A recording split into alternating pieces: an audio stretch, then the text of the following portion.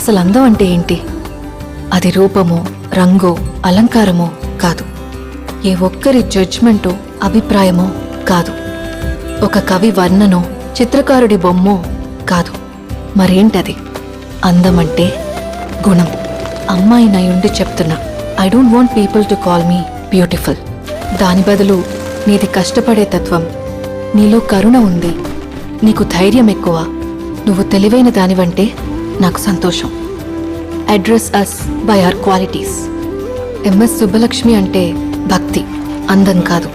Mother Teresa అంటే కరుణ, అందం కాదు.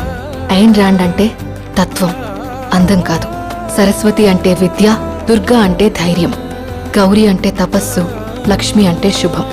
ఇలా ఏ దేవతనైనా ఆమె క్వాలిటీస్ కోసమే పూజిస్తారు, ఆమె అందం కోసం కాదు. నీ గుణాలే నీ సంతకమవుతాయి, నీ అందం కాదు.